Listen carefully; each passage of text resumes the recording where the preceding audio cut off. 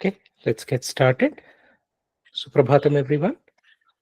Om Sahanavavatu Sahanau Bhunaktu Saha Viryam Karavavahai Tejasvinavadhitamastu ma Vidvashavahai. Om Shanti Shanti Shanti. Suprabhatam. Namaste, Smriti ji. Um, Yeah. So thanks everyone for joining on time. I'm sure people will continue to trickle in. It's about 7:04 right now here, Texas. So we can get started, G. You can share your screen and we can do a recap and we can move on with today's session. Namaste, everyone. Very happy to be back again on these sessions. Again, this is going to be a jargon heavy session as always. But the more we hear these terminologies or keep hearing these terminologies, the more what you can say familiar it becomes. And then over a period of time, when you read Ayurvedic books and texts, it becomes much easier to relate to. Today also, I thought I will spend time on talking about the doshas because we have quite a bit of insights to cover in terms of how diseases arise because of the the imbalance of the doshas, and how balance can be restored, or what kind of treatment is followed. Actually, one of the a suitable thing would also be to probably interact with an Ayurveda Vaidya who will may not be as a session, as a formal session, but if you have access to an Ayurveda Vaidya, just understanding how do they actually diagnose the balance or the imbalance of the doshas, and how do they actually treat it, what protocol do they follow, all that might be an useful exercise. So let me get into the session.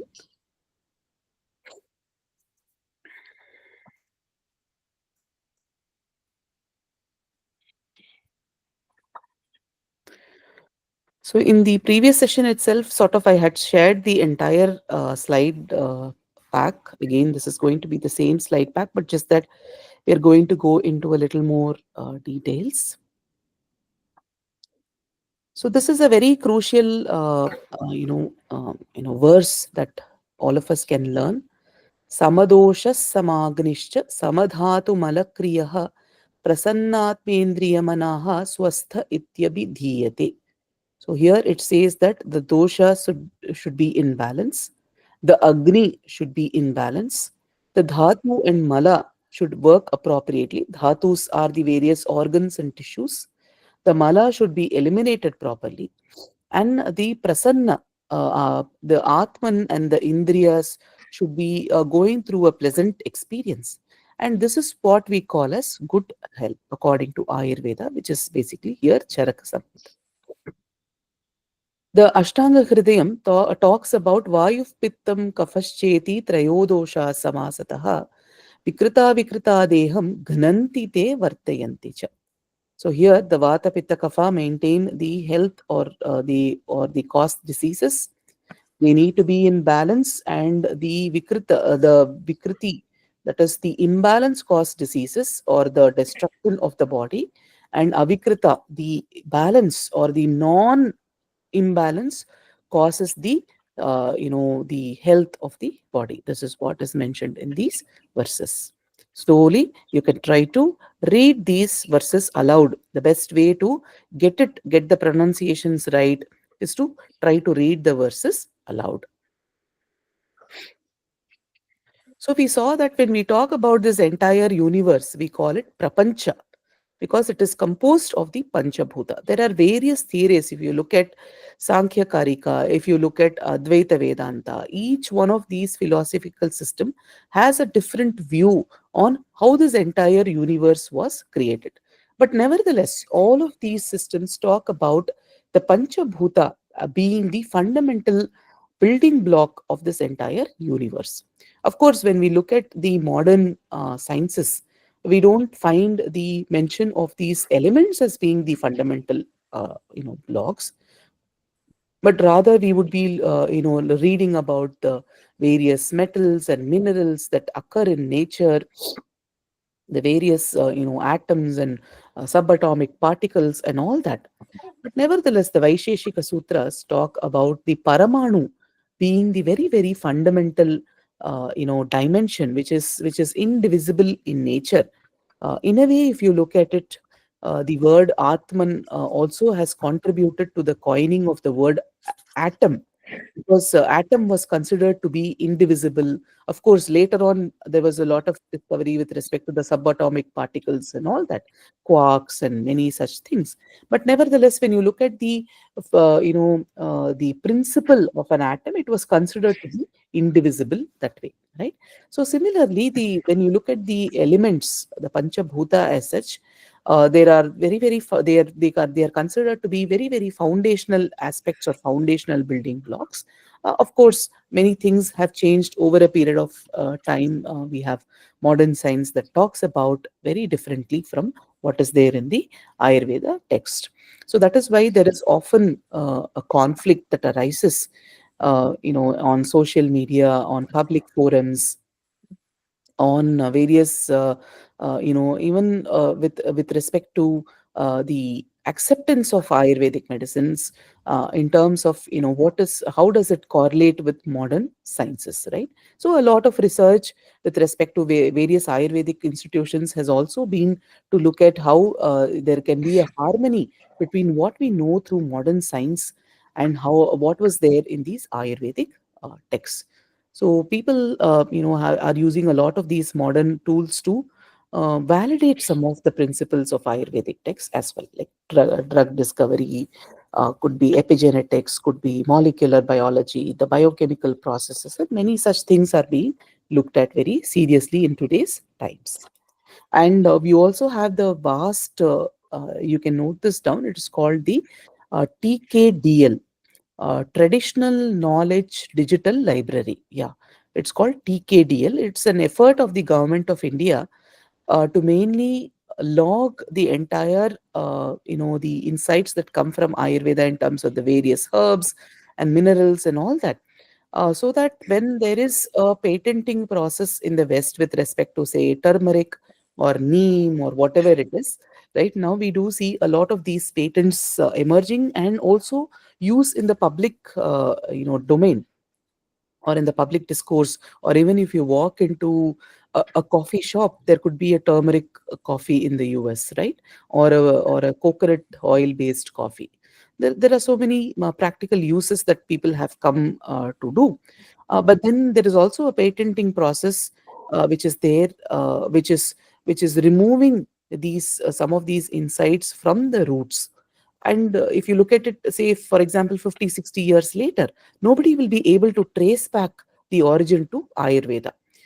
And hence, the government of India has come up with these, initiatives. It's called the Traditional Knowledge Digital Library, which documents some of these herbs, so that if there is a dispute, one can prove that they are actually quoted in some of these ancient texts. Okay, so you can take a look at TKDL. I'll also post it in the Google Classroom. So here we looked at the fundamental elements, the definitions from Nyaya Shastra, or basically the Tarka Sangraha, again, which draws its insights from Nyaya and Vaisheshika. And we looked at what is dosha. Doshayanti iti doshaha means, as I told you, anything capable of being imbalanced or increased or decreased or whatever it is called the dosha. And this is what forms the individual composition. We call it prakriti. We are born with certain compositions of the body in terms of the vata, pitta, kapha, and the doshas themselves are a combination of the pancha bhuta. So akasha, and these are all very foundational concepts. So basically, as a student of IKS, it would be just useful to memorize or remember or understand and learn some of these basic concepts. Like when I say dosha, three doshas, what are the dosha? When I say panchabhuta, what are the panchabhuta? When I talk about each dosha, what is the combination of the doshas that are there? All these are simple concepts that you can memorize or learn. So when we say Vata, it is a combination of Akasha and Vayu. Pitta, it is a combination of Agni and Jala. Kapha, it is a combination of Jala and Prithvi. As I told you, how can water and Agni, Jala and Agni come together. So when I say Jala, it is not just the water that we drink. It is basically the liquid aspect of it, the fluid aspect of it, that which flows basically, right? So when you pour a cup of say a glass of sand, it does not flow. When you pour a glass of water, it flows, right? So that fluidity is there. That is the Jala Tattva. So when we look at something which is hot at the same time flowing, we can look at it as an acid, right? So the digestive acids in the stomach is what is looked at as pitta. Of course, there are other aspects of pitta as well, but nevertheless, this is how we can decode it in a simple way. Vata is all about air and the ether. So basically, you cannot grasp it. So, for example, Vata Prakriti person, if you say it is all air and it is all ether, so what would be the characteristic of a vata prakriti person, right? So this person will basically be all air and difficult to root themselves into something. So you often, if you have a team that you are working with, you will see that there will be this person who's all ideas, who talks a lot, who like to express their ideas. But then for them, it would be difficult to actually sit down and implement even one of these ideas. But it's not that they are not useful, it's because there needs to be somebody who can sort of go above these grounded aspects and think about the larger picture, set them, be, what you can say, free flowly through this. Eshtri Kanji? So, is this a quality of their mindset, or is this actually something more rooted in their physical qualities? So when we look at the Ayurvedic, characterization, when we do the Prakriti analysis and all that, both the physical and the mental aspects are looked at. So physically, they will have certain characteristics. For example, dry skin, dry hair, frizzy hair, and they will be prone more to joint pains and all that. So that is the physical manifestation. But again, because of this, there is also an impact on the mental dispositions. Okay. So again, you will find people like, very difficult to remember things. Vata people, they will easily forget things, which is also a good in a way, because they will not hold any grudges, against us. It will quickly vanish. So that way, it is good. Okay. Pitta Prakriti is to do with this, high digestion. People who feel hungry all the time, you quickly digest food. People who have very good eyesight, very good grasp of the subject. The moment I tell, for example, I'm explaining this complex concept, say, the Pitta Prakriti is like they will catch it. Wow, I know what it is. I know how to apply this. I've read this somewhere. I can remember this verse, kind of a person. The Yes, Dharamchandji. Great question, Shrikantji. Just to double down on this question, is there research that says Ayurveda plus MBTI maybe? Is there some sort of research um, from a behavioral or psychological standpoint, not just from interaction standpoint? Ayurveda and what, Ji? What was the other word that you Myers mentioned? Briggs, MBTI. Oh, there. I have not come across, but we can search. I'm sure there are lot of efforts there have been, but there is this Triguda theory, which has quite well been harnessed in the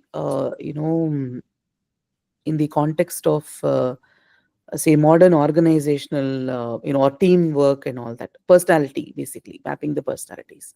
The Triguda theory has been done quite well. MBTI in Ayurveda, I don't know, we could do a scholar search and maybe look. I'm sure somebody has done that. Yeah. Anyway, Yeah. And the Kapha Prakriti, so Pitta Prakriti is that angry person, who is like all who can get irritated very quickly, who gets worked up very soon, and they also feel that pet mein jalan, not the jealousy aspect, but they face this kind of an ulcer, kind of a burning sensation in their stomach because of the pitta whenever they get worked up, basically. And this kapha prakriti person is a cool, pleasant person, can handle things like neat and smooth, not worried so much about what will happen, not insecure about it, but at the same time can actually become quite mandam. It will take some pushing from our part to make them do something. So if you have a team which is composed of vata, pitta and kapha, it's a very interesting combination of the team.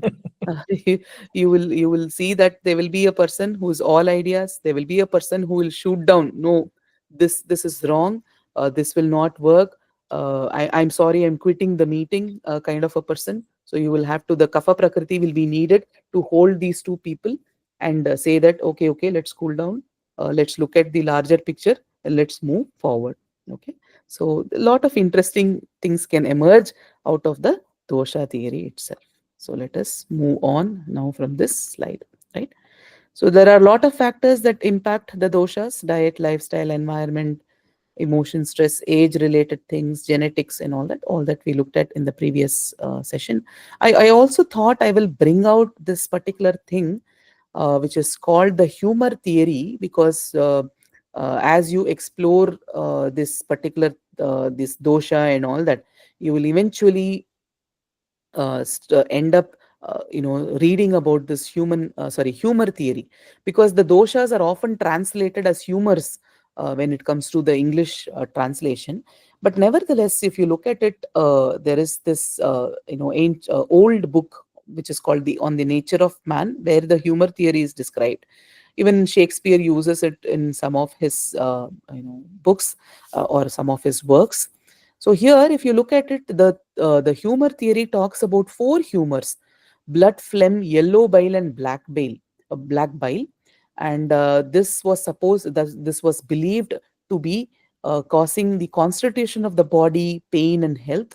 So health is primarily the state in which these constituents are occurring in correct proportion to each other, both in strength and quantity.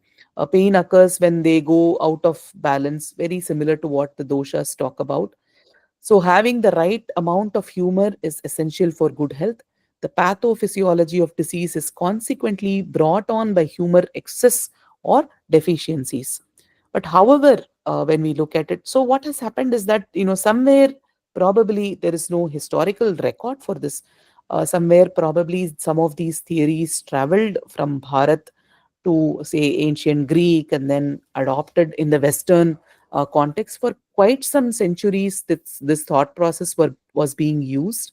And in fact, treatment was based on, say, bloodletting, removal of the bile through, say, inducing vomit, or cleansing the colon, and many such practices were in vogue at that point in time, in order to bring the doshas, or bring the humors to balance. But then you would see that the way Ayurveda has looked at in a very integrated manner.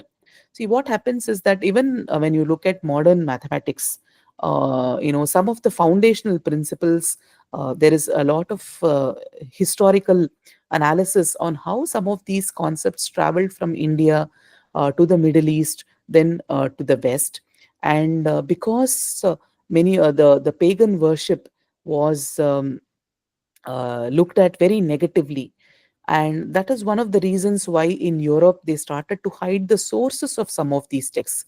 They didn't want to show that it came from the Middle East, or eventually it came from India, because the some of the Middle Eastern texts actually highlight that many of these concepts have been taken from India.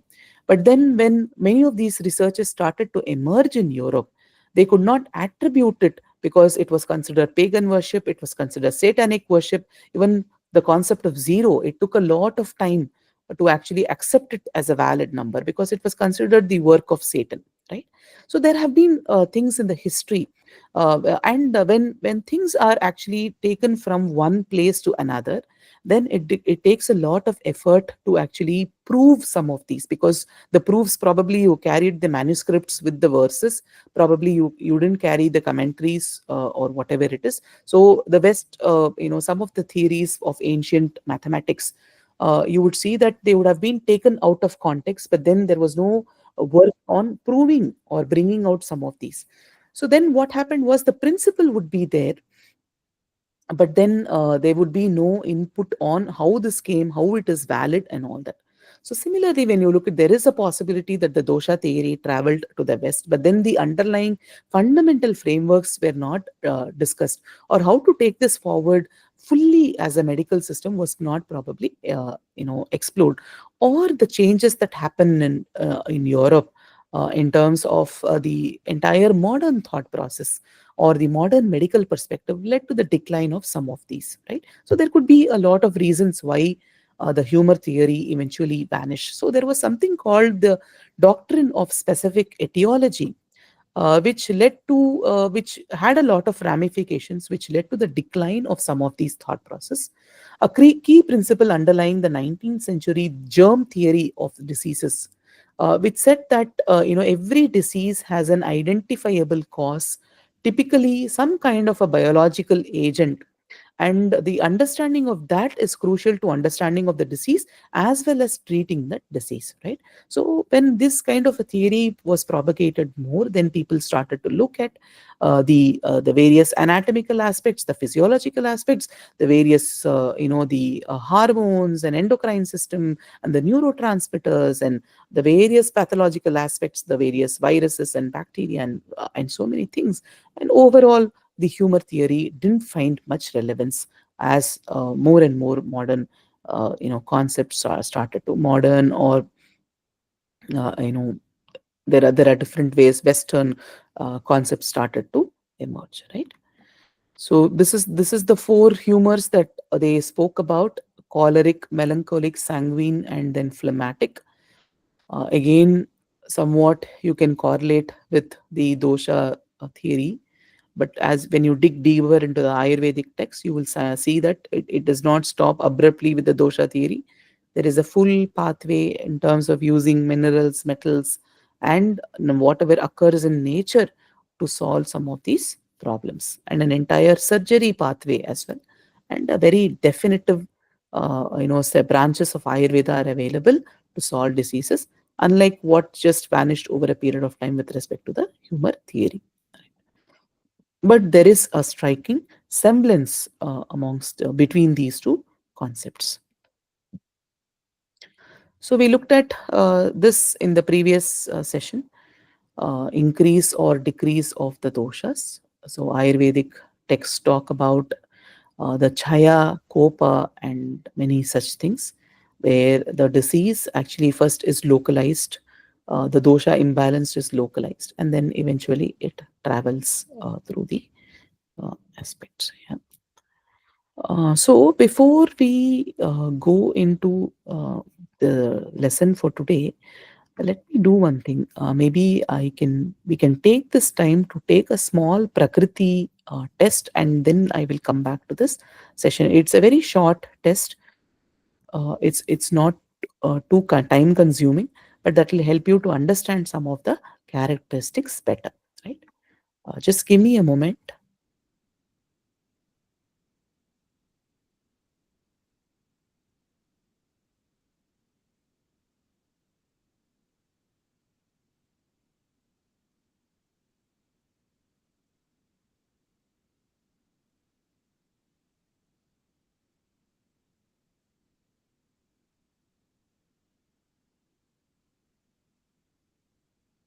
I have pasted a link in the chat box. This is a website called planetayurveda.com. You might have to scroll down a little bit in the website to take the test. So it is, the heading is it comes right below this particular text. Therefore, Prakriti is important to know.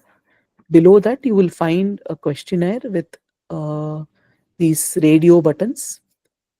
In the next 5 to 7 minutes, if you can take this test uh, based on observing your own body, write what you observe and not what you want to be. Okay. If you don't have pink nails, if you aspire to have pink nails, don't write that. Whatever is your nail color, you map it there, right?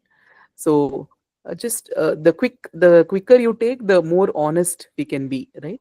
So you take this test, and I will come back to you in another say 3 to 4 minutes.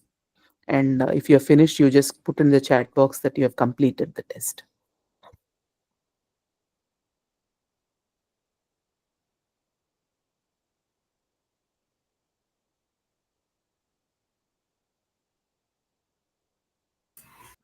I'm still trying to figure out where exactly this. Did Oh, you is that the picture on the bottom? No, your body type. You just scroll down. you have to scroll down a bit, because it's like uh, I have given you the a search string. Therefore, Prakriti is important to you. If you search that string, it is below this. You have to scroll down a bit. Let me just do one thing.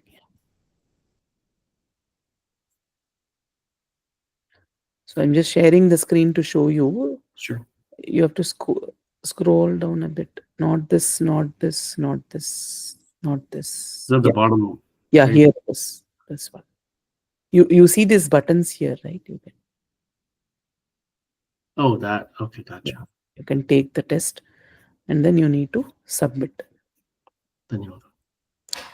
Smriti ji, can you please just send the link again? Yeah, I will do.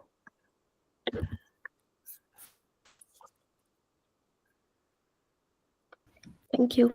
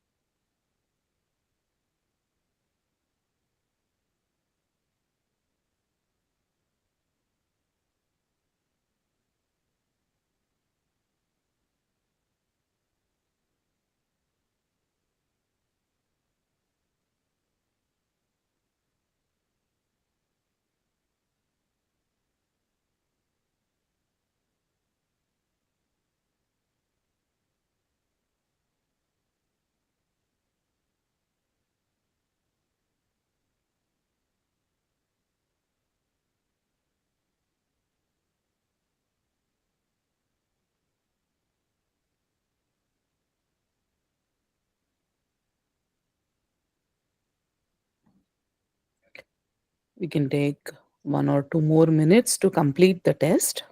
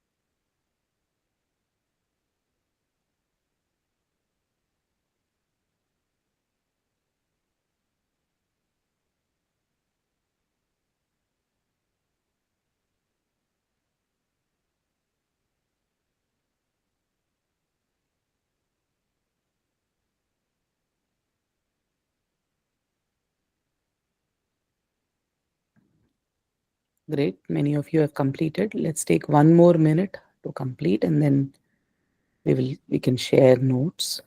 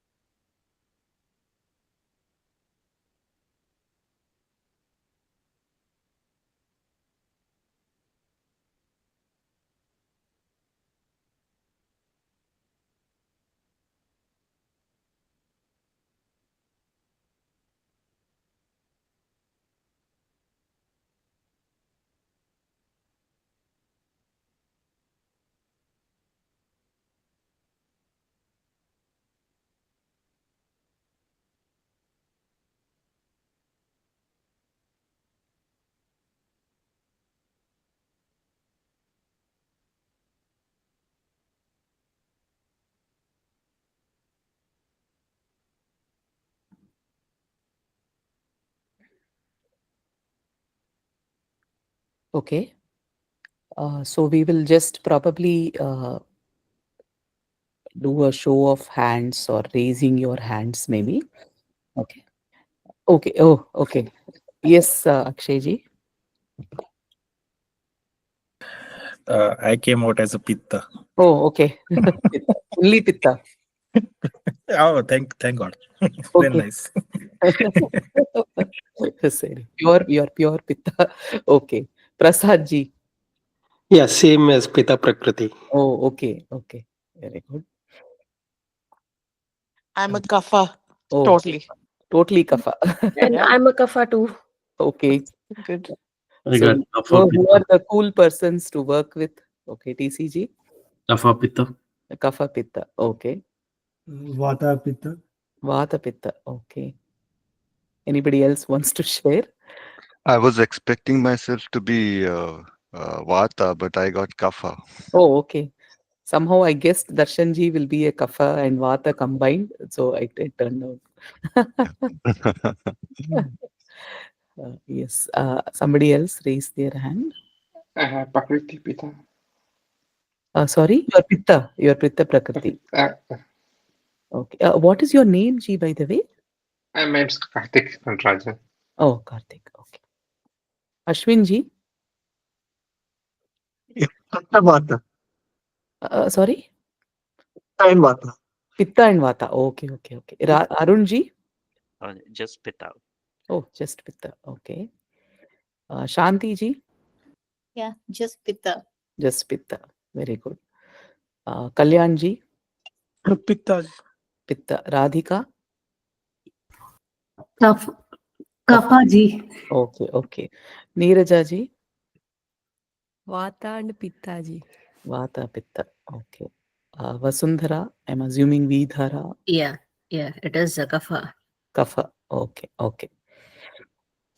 So very interesting composition of a class if you see. So again, these are all like interesting activities that you can, facilitate when you have a group of people. And of course, some of these Prakriti questionnaires, vary with, website to website. But overall, they are the same. But overall, you can make a guess, right? When you reflect on it, when you reflect on the, yes, Radhika ji. No ji. Okay. So when you overall reflect on your qualities, how you handle things, what foods you like, what foods don't suit you, what is your preference, then you overall tend to understand the composition, right? And of course, when you go to a Vaidya, they will do a much deeper analysis. So at the surface level, this is what it appears, but when they do a deeper analysis, they will be able to tell you what aggravations can happen, or what what you can say, diminishing of the doshas can happen. All that they will be able to guide you on that. Yes, Darshanji. Smriti this particular questionnaire, can this be used for kids also, or there would be a Yeah, we separate? can use this. We can use this for children also. Yeah. Okay, Ji. Yeah. But that's what I said. At the surface level, all this will all be fine. I mean, if you're curious to know what is Prakriti and how it is mapped, and what could be broadly the one's Prakriti, this questionnaire is still a good one. But of course, if you have to go for a treatment protocol, diagnosis, and all that, you need a Vaidya to assist you. Yeah.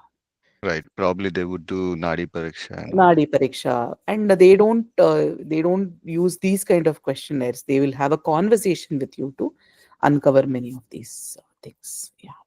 Right, Ji. Yes, we will go back to our presentation. Yes, DCG.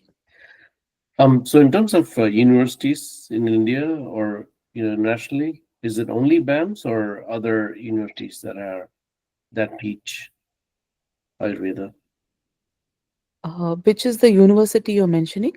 I'm sorry, I don't know the names, but in this website they had University Baba. Oh, okay. Oh, here it is mentioned, is it? I didn't see that. But there are a lot of Ayurvedic universities. So basically, the way to get into an Ayurveda college in India is that you have to write what is called the NEET exam after Mhm. grade 12. And there are, like, for example, Benares Hindu University has a Ayurveda. There is this All India Institute of Ayurveda in Delhi, which is nationally recognized, one of the top institutions. There is an Ayurvedic institution in Jamnagar, Gujarat, which is world recognized, and now they have the integration. Sorry, what do you call the integrated medical system as well in the Jamnagar, of course, in collaboration with WHO, which many people are not comfortable with that collaboration, as we can see, the global events and how they are going. But nevertheless, it's a very prominent Ayurvedic institution. In the South, also, we have a lot of these institutions. And the other option that people take to are, of course, bachelor in homeopathy and bachelors in Siddha. Very few Siddha institutions are there. They are located in Tamil Nadu. And people also take what is called the bachelor's in yoga and naturopathy. Again, it is a 5-year degree program. It also gives you the license to therapeutically treat somebody. But of course, it will be based on the principles that come from yoga and Ayurveda. A lot of these natural healing systems through herbs, through mud bath, through massages, all that is brought out through the BYNS program. So there is this institution called SVYASA and JSS. Okay, I am just typing it in the box. SVYASA and JSS. These are very well-known institutions that offer the BYNS program. So like that, it's called the Ayurveda degree is called BAMS. Yeah. This is... Good to know, Smriti ji. My dad was BAMS. Oh, okay. Yeah. Very good, very good. Yeah. See, often it happens that these are treated as secondary degrees. There was one generation that took Ayurveda for the love of Ayurveda. But now there are a lot of youngsters who have woken up to the potential, but there are also a lot of people who just take it because they didn't get into a medical program or whatever it is. So the larger aspect of IKS awakening is to create interest in the society to some of these degree programs. So I know of people who completed full medical degrees and then they went on to complete full Ayurvedic degrees, and now they're working on interdisciplinary areas. So the All India Institute of Medical Sciences in Delhi actually encourages a lot of this interdisciplinary research, where probably somebody did a neuroscience but also did an Ayurveda degree. And then now they're working on a combination of these two. A lot of possibilities exist. Or you can do Ayurveda in India, probably take another degree program in the US, and then probably you work on some of the interdisciplinary aspects. So there are like that. There are a lot of possibilities that are there. And if children here also can be encouraged to take up Ayurveda as a future pathway, because you would see that a lot is happening in the world to recognize some of these systems, to mainstream some of these systems. So eventually they will, find a good future pathway as well. So I'm just going back to my slide. So we talked about the dosha. I'm not going into the Sanskrit verse of everything. We don't have much time. But nevertheless, one of the reasons why the doshas go out of balance is also because of overnutrition or over feeding, right? So because of the food that we eat. So this increases this imbalances the doshas, increases the kapha, and hence you need to do some work in order to reduce the kapha, which is basically langana. So when the kapha increases, you need to go through langana, which is basically the fasting aspects. And when vata increases, because there is nothing in the body, then the body becomes very light, you feel very hungry, it becomes very weak. So you need to focus on what is called brahmana, which is basically eating more food, feeding the body with more food. So like that, there are counter measures that you take when the doshas go out of balance, right? And here the Ayurvedic texts talk about the doshas being a very, very fundamental aspect of any disease. Dosha eva hi sarvesham roganam eka karanam. So they are the fundamental and the singular cause of all diseases is what the Ayurvedic texts talk about. So they give an analogy, yatha pakshi paripatan sarvataha sarvamapyaha, right? And then chaya matyeti natmiyam yatham va kritsnamapyadaha. So just like, for example, a bird which is flying casts its shadow everywhere throughout the day when it is flying, but still it is confined to its shadow, right? It can't go beyond its own shadow, right? So similarly, even though you might see all the other symptoms, the balance of this, the imbalance of that, food and environment and all that, fundamentally the diseases don't go beyond the imbalance of the doshas. So treating the doshas is core to treating the illness. So even when diseases arise due to imbalance of the dhatus, which is the tissues, still the disorder boils down to one of the doshas, right? So when, for example, when we talk about, that is why this is important, is one perspective is, for example, a new disease comes, something like COVID-19, right? It has a name, COVID-19, and that COVID has some expansion as well, right? But then when you look at it from an Ayurvedic perspective, there is no hurry or there is no need for you to immediately give it a new name, even though you might not know it, what it is. You are encouraged to look at very foundationally as to what is the dosha that is going out of balance with respect to these particular manifestations. Okay, could be loss of smell, could be loss of taste, could be a high fever. Some people didn't get any fever, but then felt other symptoms. could be palpitations of the heart, right? Then what happens is that there is no hurry to give it a name COVID-19. They just have to map it to what doshas have been imbalanced and then treat them effectively. So in places like Coimbatore, there have been hospitals that treated the patients only with Ayurvedic, you know, protocols, and they were completely out of the COVID, and symptoms, right?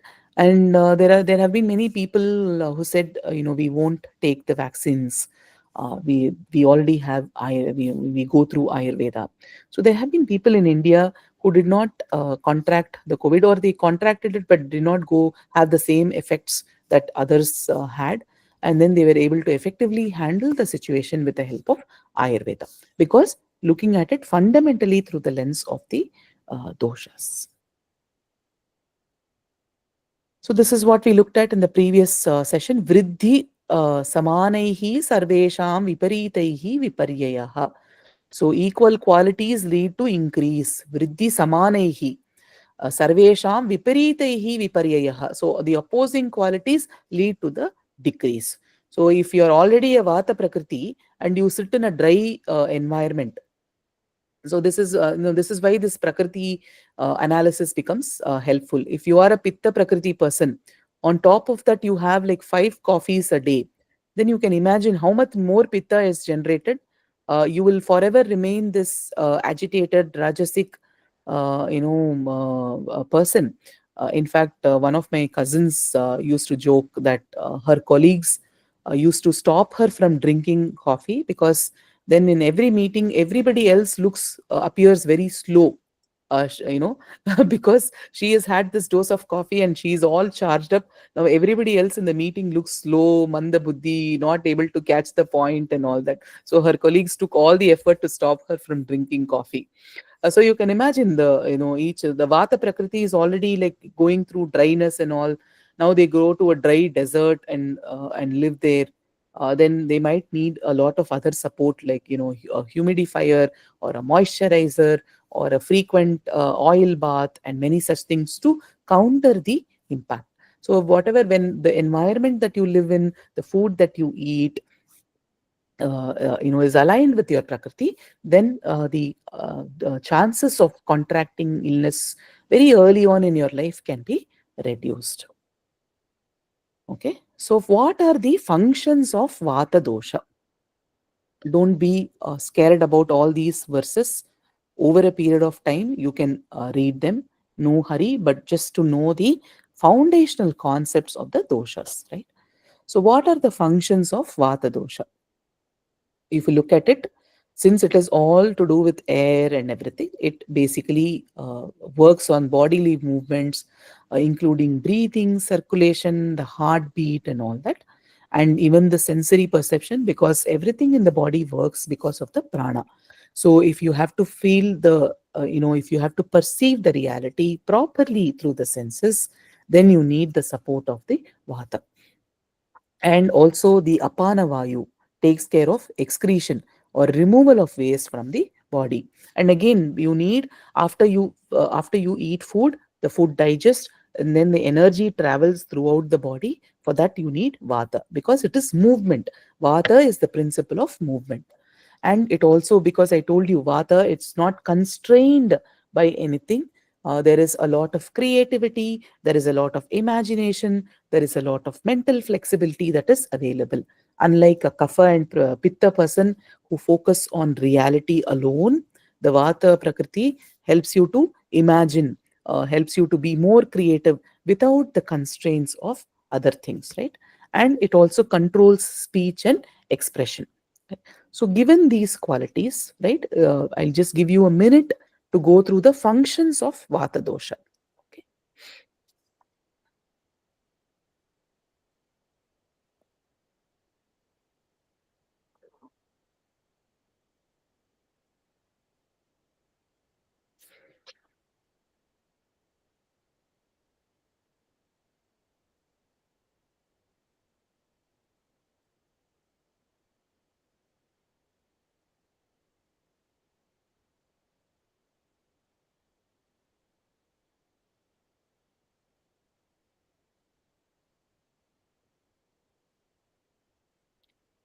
Yes.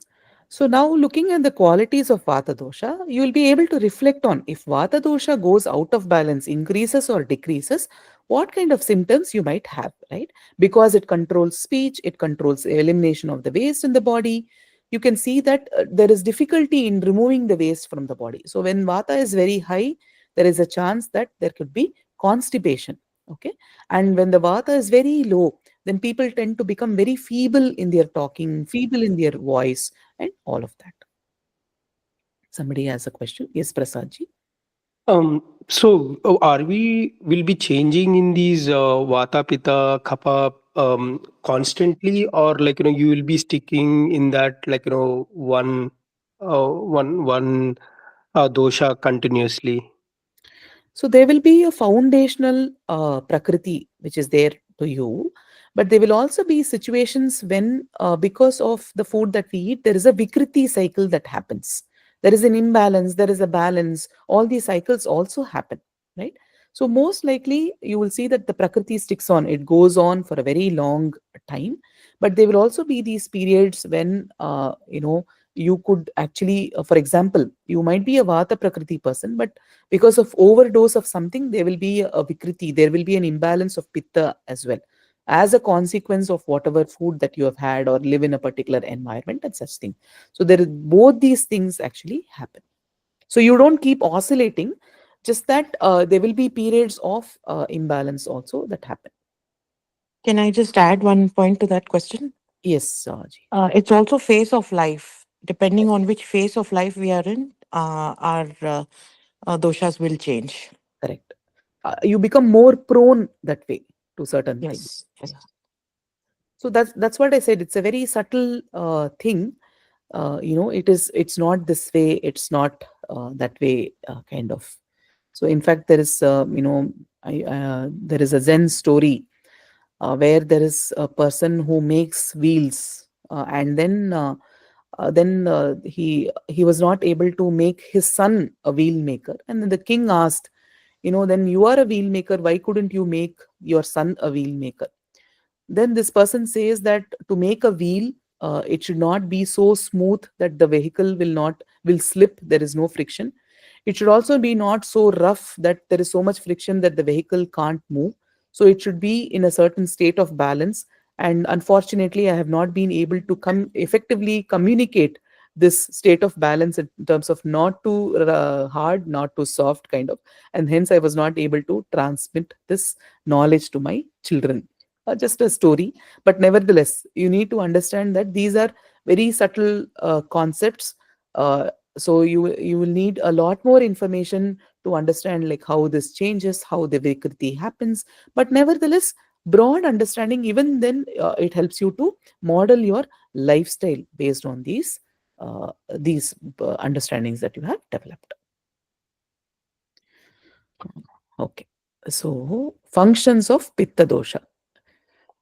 So here, if you look at Pitta dosha, it basically takes care of your metabolism, breakdown of the food, regulates body temperature, sweating, hormonal balance, clarity, intelligence, focus, and then again eyesight and skin complexion.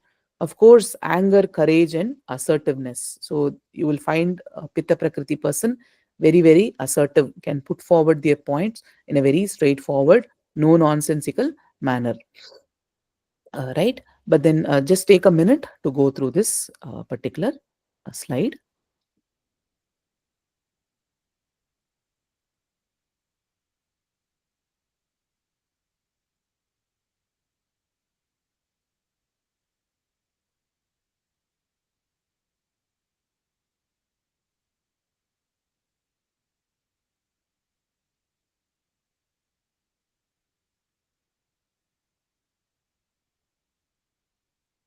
Yeah. So if you look at it, when Pitta dosha goes out of balance, you could have problems with metabolism, how the food is broken down, digestion basically, hormonal imbalance, lack of clarity, mental clarity, eyesight can get affected, the skin can get affected, right? And anger, courage, and assertiveness, they can go out of balance. Okay, you will have an angry person or a deluded person who basically takes courage a bit far, or can be like overly assertive, bordering on aggression and such things, right? Kapha dosha brings structure and stability to the body, including the eye, skin, and nasal passages. They lubricate these passages, brings in immunity, resistance to diseases, brings emotional stability and calmness, and also balances the fluid and water levels in the body, right? And also new tissue formation, muscle growth, fat in the body, accumulation of fat in the body, all this is governed by kapha. So you can just take a minute to look at this.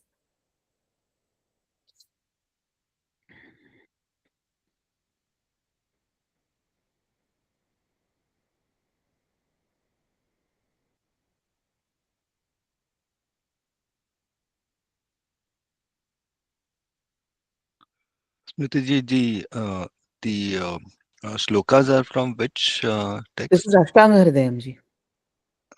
Dhanyavad ji.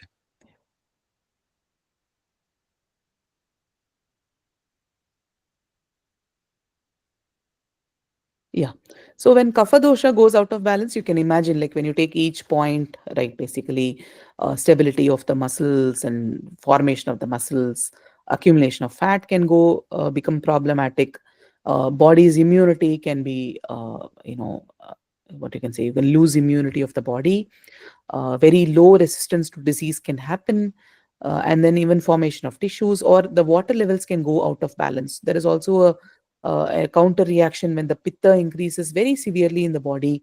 The body tries to accumulate fluid in order to bring the pitta down. That's why you will see even pitta prakriti people, you will see that a lot of water is accumulating in their body. So many of these reactions actually happen.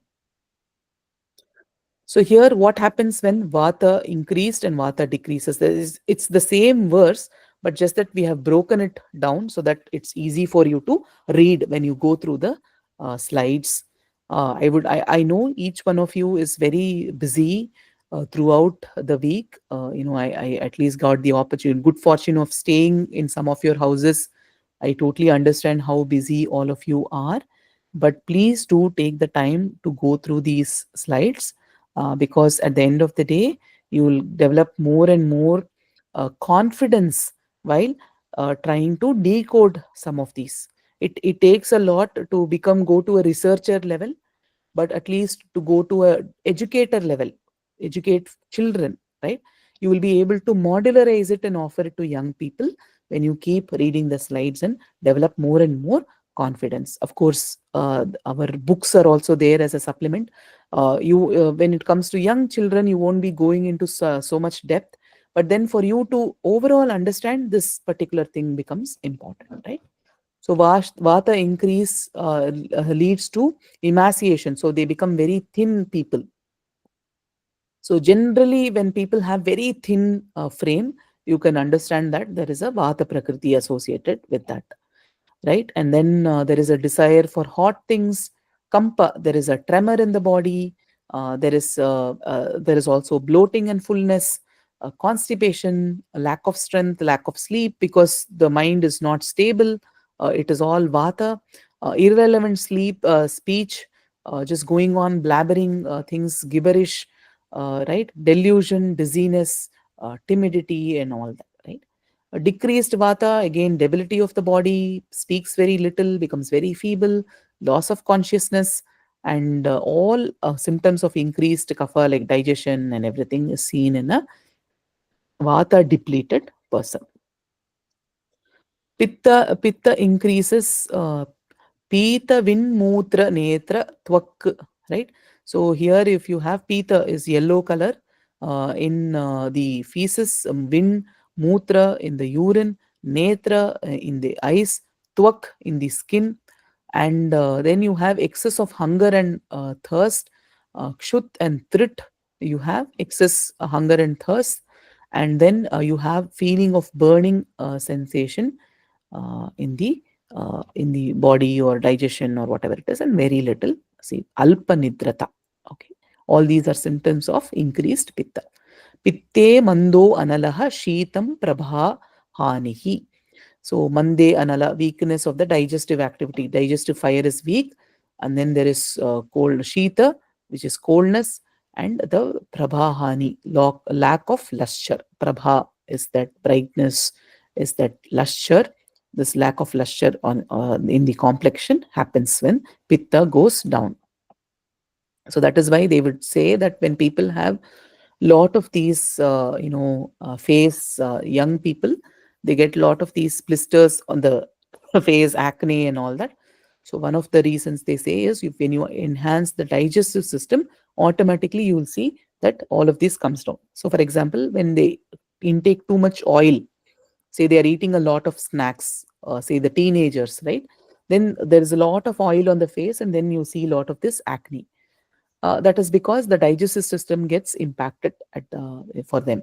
So when then the digestive system is restored by reducing the amount of junk food they eat, then you would see that automatically this will come down. So each person processes it differently. Then you have when kapha is increased, again weak digestive activity, excess salivation because there is accumulation here. Alasya, a lot of laziness is there, a feeling of heaviness. Gaurava means gurutva. Guru is increasing, a feeling of heaviness, right? And then white discoloration, coldness, looseness of the body part, asthma, shwasa, kasa, it is cough is there, and atinidrata, lot of sleep. We feel very sleepy. You've had a heavy meal with sweets and everything. You tend to sleep all the time, right? And what happens to when kapha reduces, you have delusion, you have emptiness of the organs, you have tremors of the heart, and you have looseness of the joints. So some of these symptoms happen because of kapha imbalance. So how much of this you can memorize, how much of this you can remember, that's not the point. The idea is to develop a foundational understanding of what is Vata Pitta Kapha. Then you will be able to decode some of this on your own. So we looked at this. Te vyapinopi hrinnabhyor adho madhyordhva samshrayaha vayoho ratri bhuktanam tenta madhyadigah kramat. So though the doshas, te vyapinopi, vyapi, though they seem to be present all over the body, but there are specific sites where they are present. Samshrayaha, adha, urdhva and madhya. Adha is the downward, madhya is middle, and urdhva is upward, or the the upper regions, right? So if you divide the three parts of your body into three parts, where you have above the chest, below the navel kind of regions. So above the chest is the kapha, in the middle portion is the pitta, and the below portions are vata. Similarly, Vayohoratri, I explained in detail in the previous session. Vayohoratri bhuktanam tenta madhyadika kramat. So again, if you look at it, the morning is dominated by kapha, the afternoon is dominated by pitta, the evening is dominated by vata. Digestion, beginning of the eating process dominated by kapha, digestion process is dominated by pitta. After the digestion, it is vata, because the energy has to now travel throughout the body. So this is a basic concept that we have looked at. A little bit we looked at on understanding the digestive process, how it happens. So in the mouth, digestion begins in the mouth, where the teeth break down the food into smaller pieces, and saliva, which contains enzymes, starts to break down carbohydrates. So this is basically the sweet processes that are there. It's a kapha process. The moment you see sweet, you start when I say you, please don't personalize it. We start to salivate, right? When we see food, already we start to salivate. And in fact, there is I have heard of a beautiful story. I think it is the story of Chaitanya Mahaprabhu. I am not sure, but nevertheless, I heard this story where the guru wants to test the vairagya, or the progress of his students. So he calls the Chaitanya Mahaprabhu, and what he does is he asks him to stick out his tongue and places a candy or a jaggery or powder jaggery, right, on his tongue. And then he blows the powder jaggery, and all of the jaggery just flies away. So it means that not even a drop of saliva was generated. So that is the level of detachment that the student had, or the acharya had. And eventually he understood that he has progressed to a great level where he had mastery over his body and, of course, the mind. But for some of us, when I mentioned the word candy and jaggery itself, we started to salivate, right? So you can see how the tradition has integrated some of these aspects, right? So when you look at the esophagus is a muscular tube, of course, that connects the mouth to the stomach, where when the food is swallowed, um, there is this movement that happens, and then it is pushed down into the stomach. So this is one of the reasons, why we feel like having this, what do you call, Coke, or what's the other thing, Pepsi, along with pizzas, right? So pizzas make it hard to travel through the esophagus, so you need to have a drink to push it down into the stomach. And then stomach is a muscular sac that churns and mixes the food with the gastric juices, and a lot of the digestion happens over there, right? So basically that whole region is governed by pitta. And then you have the small intestine, and then you have the large intestine. The remaining undigested food, water, and waste products pass from the small intestine to the large intestine, and the colon absorbs the water and electrolytes, and the bacteria in the colon break down the undigested food, producing gas and forming stool. Again, now the vata cycle has started. The energy then travels throughout the body, and then the stool is stored in the rectum, and everything is then eliminated. Okay, so you can see, I just presented this to show you how the digestive cycle, the bhukta cycle, you see the vata, pitta, and kapha, or pitta, kapha, pitta, and vata in this cycle. Right. So what are the sites of the doshas? If you see vata, pitta, and kapha, you see vata is to do with the colon, the pitta large in the small intestine, the stomach region, and all that. Kapha is basically the lungs. Okay, so that is why there is a congestion that happens when you catch a cold or a cough. So in this process, the doshas also govern the bowel movement as well. So you have krura koshta, mridhu koshta, and madhya koshta. In krura koshta, you have where the person will take long time for digestion. So the bowel evacuation will be irregular. So it is basically you have hard stools. So see, one thing is what happens in the modern process is that everything is presented with a very sanitized view. So we feel shy of discussing many of these things, like or there is some discussion associated with that. But then we will never have a conversation around, say, digestion or bowel movement within the family, right? But then as part of Ayurveda, this is a very important aspect, because what is the nature of the stool that we passed in the morning, especially when we have discomfort. We'll talk a lot about what dosha has been imbalanced, and what do we need to do to counterbalance that, and what is the food that we had which led to this particular condition, right? So this entire thing has to be traced. So if there is a discomfort, one should not feel shy to reflect on some of these parameters, like what you did in the Prakriti analysis, right? So at the Gurukulam that we have, children are also taught how to observe some of these things, because then they can precisely understand what dosha has gone out of balance. So when we say hard stools, it means that there is a vata imbalance over there. Mridu koshta means sensitive stomach. So you have this IBS, right? Irritable bowel syndrome.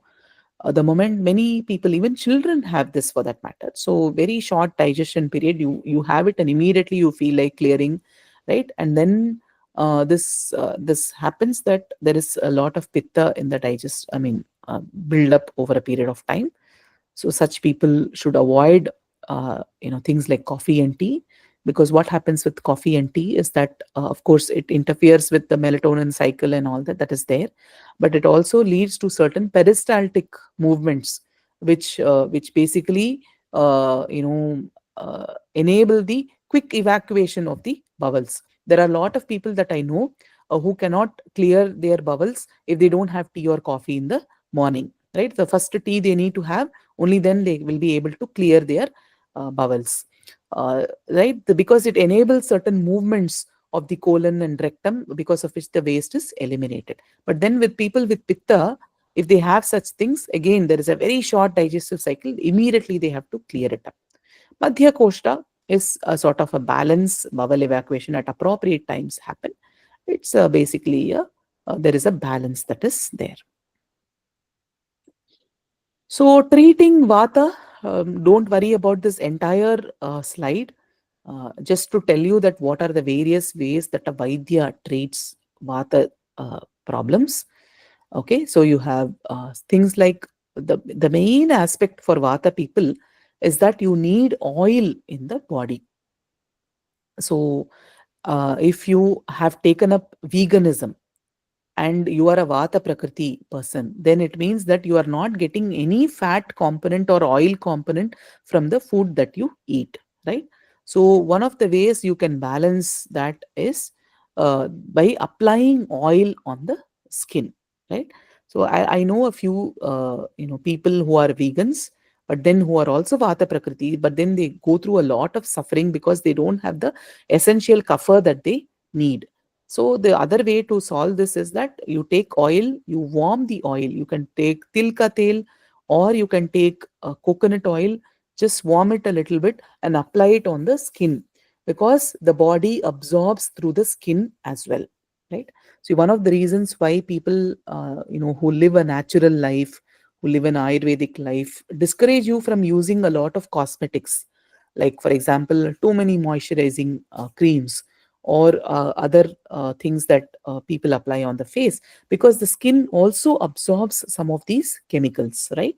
And in the long run they can become quite harmful. The other way to is to just take some oil, warm it, and then apply it on the skin, because eventually it percolates through the skin and then it reaches your organs as well. So Vata Prakriti but vegan solution is equal to applying some kind of an oil on the body. And also having foods that are sweet, sour, and a little bit salty in taste, which can increase the pitta and counter that vata. Yes? Do you need to warm the oil? Because doesn't our body heat kind of automatically? Let's say if it's coconut oil, then it's Yeah, usually solid most of the year. you can, but then I have seen typically here, and it's very cold in India, the oil, normally it is in a very warm state. But here I have seen it's all like frozen. Then it can just cause those flakes on the skin. So when I say warming it, it's not heating it. Basically, a very lukewarm temperature that really helps you. Yeah. Does it make a difference though? I mean, if you Not much, but Ayurvedically, what they actually do is that they use some herbs as part of this. For example, when you have joint pain, what people do is that they heat the oil with the dry ginger powder. So then the oil absorbs the dry ginger powder, and when you apply it on the skin, it relieves you of this gas-based, joint pains and all that. So that way, the medicated oils are often heated. But if you find comfort without warming it, that should also be okay. But there are thylams. For example, there is one tylam called Karpuradi tylam. Tylam means it is oil. So Karpuradi tylam, when you take it in the palm and just rub it itself, it'll feel quite warm. The heat will be generated because it has camphor or karpura in it, right? So there are these oils. The Karpuradi tylam is very beneficial to counter some of the joint pains that we have. So oil massage, the Abhyanga Snana can be taken up, or a simple massage can be taken up. Again, if you see point number 11, enema therapy with fat, oil, drugs of hot potency. That warmth really helps, because vata is again cold and dry. That's the reason the warmth helps. And also in terms of medicated fats of different kinds, I was sharing with someone, I know of very traditional families, not Vaidya families, but people who basically maintain across generations. So they will have ghee, ghritam in their homes, which are like many, many years old. Could be 15 years old, could be 20 years old. And some of these cost upwards of, say, 7,000, 10,000 rupees per kg. They maintain it as a family, because these are medicated fats which help to cure many of the diseases, right? And so basically oil, fat and oil help to counter the vata. Treating pitta, again, you need cooling things. So you have anything kapha oriented, herbs that cool you, which are pleasant, which are cordial or amenable. Otherwise, already you are having this jalan in your system. You need something more pleasant. Even Hari Geetam, even listening to pleasant music can calm you down. So there is a lot of psychology, as somebody was asking. It's not just to do with the body, it is also to do with the mind as well. And in fact, residing on terraces in the moonlight. So there is this moonlight meditation. There are in the modern context, you also hear people about moon water. Have you heard of moon water? So basically, what they do is that they take a container of water, they keep it in the night during the full moon outside, and then they drink the water. So they say that the coolness of the moon is imbibed in that water, which helps them to cool down their system. Of course, what is the scientific validity and all that? I'm not familiar with that, but nevertheless, as an alternate therapy, people use these things, right? And okay, there's something. Yeah, oil pulling. Very true. Oil pulling also helps you to treat pitta. So when pitta people have mouth ulcers, so you can take tilka tel, which is sesame oil. Take a say a teaspoon or 2 teaspoons of oil, and gargle your mouth, right? Keep rinsing your mouth, oil pulling, and then you can spit the oil out. You would see that when you do it for 2 to 3 sittings, you are relieved of that mouth ulcer, right? And not going too much in the hot sun can save you from that pitta increase. Again, ghee based purgation therapies, all that is there for this. And in fact, if you if you look at it here, if you see ayantrana sukham mitram putraha sandigdha mugdha vak, right? So here, company of friends who do not restrain that person, of sons who speak cordially with innocence. So you need the people around you. For pitta people, don't instigate them further. Just listen to what they say. Just say, okay, I agree, don't worry, I'll take care of it.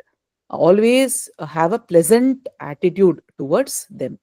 Don't challenge them immediately. Pitta Prakriti will express their opinions. When it goes out of balance, they will express their opinions in a very angry manner or in a very aggressive manner. But then don't offend them further. Just pay attention to them, listen to them. They have a point in a way. But then over a period of time, they will need people around them who are cool with them, not who will again challenge them and further this Pitta Prakriti, right? And the treating of kapha, I probably missed that, but I remember putting it here. Somehow I missed. Of course, I will share it in the notes. Again, the doshas are also, the mental dispositions are also governed by the doshas. Of course, they combine together to form the tamas and rajas, quality of the mind that drive us to take action, then tamas, which leads to inactivity and lethargy, right? So it is a combination of the doshas that give the mental aspects as well. And the Guruvadi gunas, I will take it up in the next class, but nevertheless, there are these 20 qualities which are sort of opposite or represent a spectrum. So it is heavy, light, slow, sharp, cold, or Guru Laghu Manda Tikshna, Shita Ushna Snigdha Ruksha, Shlakshna Khara, Sandradava, Katina Mridu Sthira, Chala, Sukshma Sthula, Avila, and Vishada. So basically, they represent the opposite sides of the spectrum, and they, depending on the dosha, depending on the panchabhuta of the dosha, they represent certain qualities. For example, Guru means it is heavy, so Kapha is heavy, right? Laghu, it is light. So Vata is already air and ether, so it is light. So like that, you can decode it through the Guruvadi gunas. You can also reflect, today, how am I feeling? When I have food, how am I feeling? Am I feeling light or am I feeling heavy? So, for example, you have a bowl of salad and you have a bowl of rice, right? When you eat the rice, some people tend to feel heavy. Some people feel that the salad is light. So this is laghu, that is guru, right? And so for some people, you have ice cream. You at the end of the meal, you feel sleepy and heavy.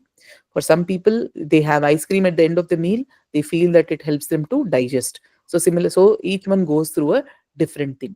When you look at the taste in your mouth, right? It could be bitter, it could be sweet, it could be nothing, right? So again, there is a difference. How are you feeling in the room temperature?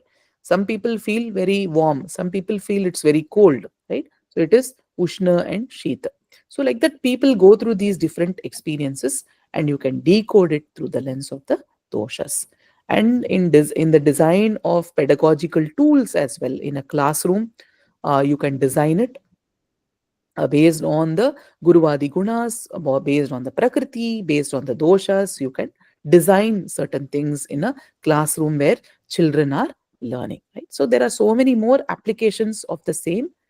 So definitely, since there is a facility that is available, like all of us met that day, you can all meet, organize meetups, and then look at how psychology, Ayurveda, the trigunas, the doshas, they can all come together, and you can design some effective games, questionnaires, or whatever simple things that will keep the next generation interested and engaged in such topics.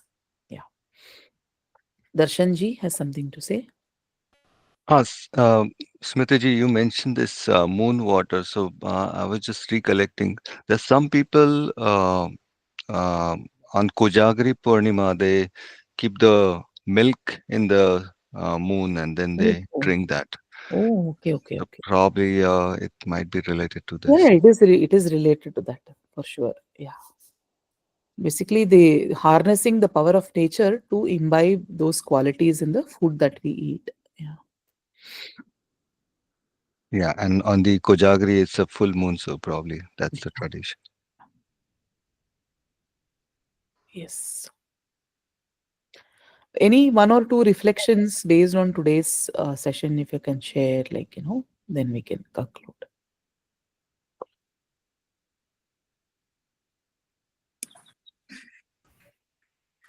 I have a question about oil baths. When I was a kid, I used to take a lot of oil baths, like maybe monthly. But after moving to the, it's not been consistent except for Diwali. What's the mention of oil baths in Ayurveda? Yeah. So the Dinacharya routine itself has a mention of the oil bath, and then there are different kinds of medicated oils that are recommended to use. Different chapters of the Ayurvedic text talk about it. So mainly, what happens when people live in the US, at least, have seen that when it is quite cold, then the body is always wrapped in multiple layers, because of which there is a heat trap in the body, and because of which the pitta tends to increase. So that way, taking a warm oil bath is definitely helpful, even though you may not live in India. But then you will have to see the effect of it. Like sometimes the body will become very cold. That will not suit the outer temperature. So if the outer temperature is very cold, don't do that. Appropriate seasons, you can definitely take an oil bath. I mean, Texas for sure has a very warm season or a hot season, those are the times to probably weekly once or something take an oil bath. Yeah.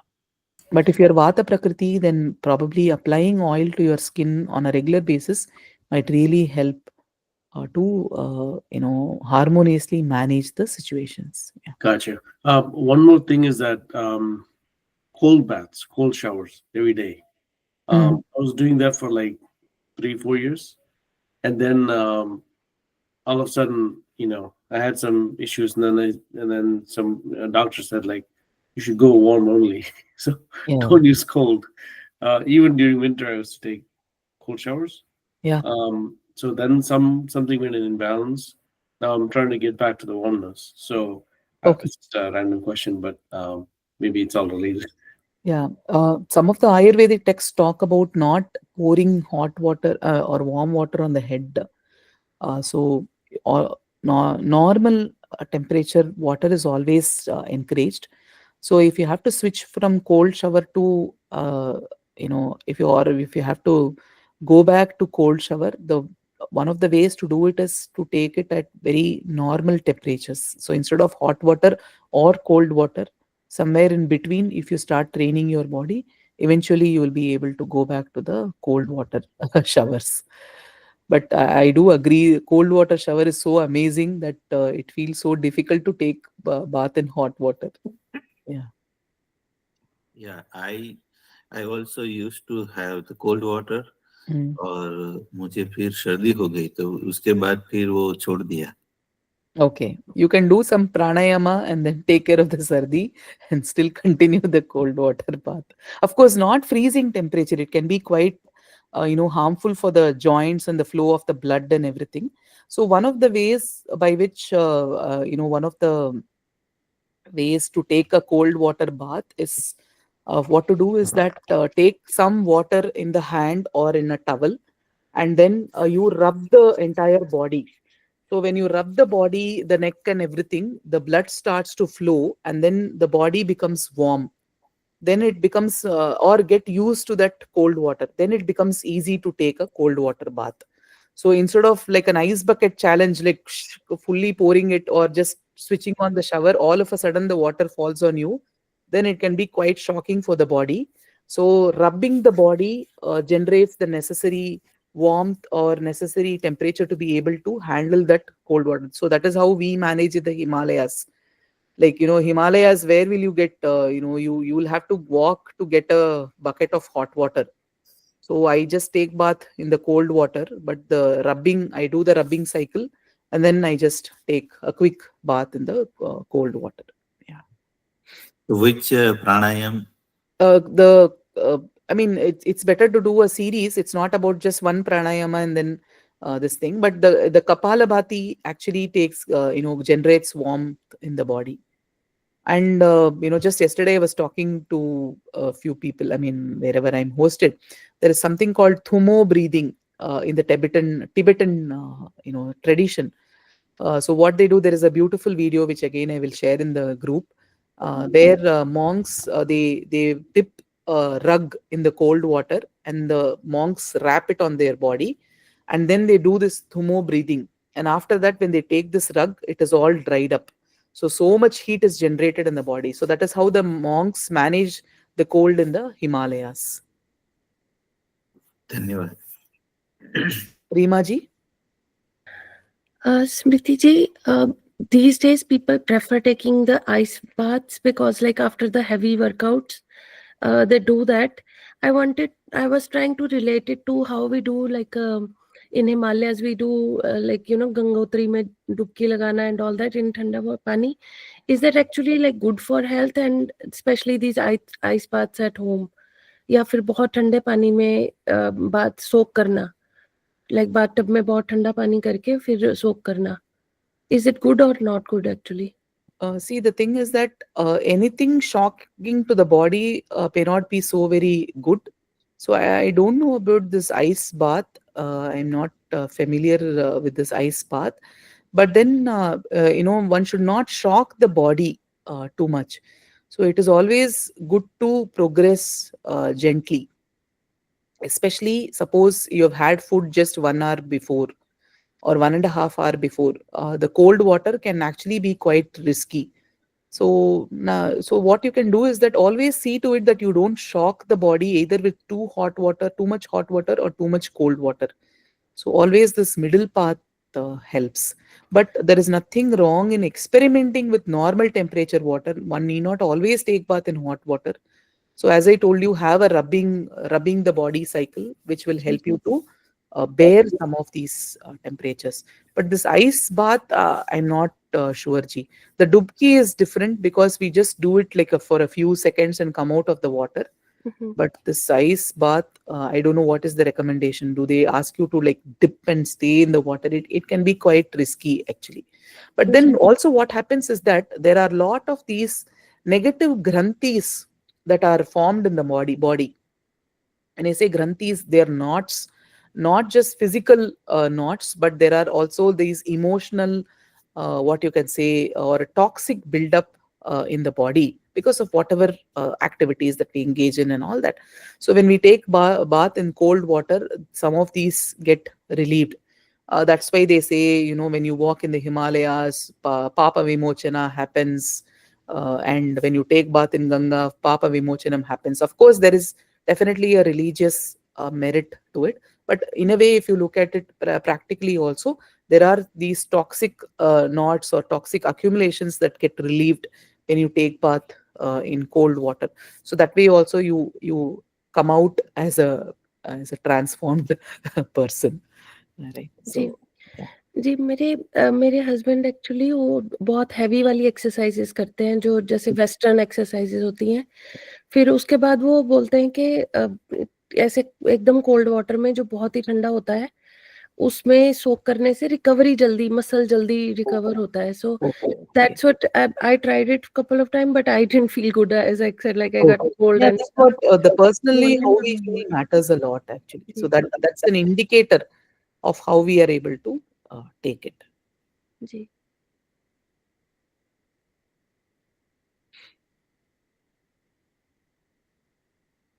Okay. Do we have any other questions?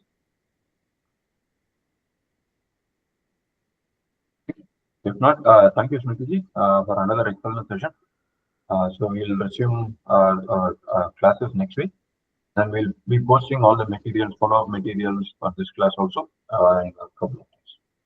Thank you, everyone. Thank you. Thank you, Jay. सर्वे भवन्तु सुखिनः, सर्वे सन्तु निरामयाः, सर्वे भद्राणि पश्यन्तु, मा कश्चित् दुःखभाग् भवेत्। ॐ शान्ति शान्ति शान्तिः। हरिः ओम्। श्री गुरुभ्यो नमः। हरिः ओम्। Thank you, everyone. Thank you, Jay. धन्यवाद जी। You can stop the recording, Ji. धन्यवाद।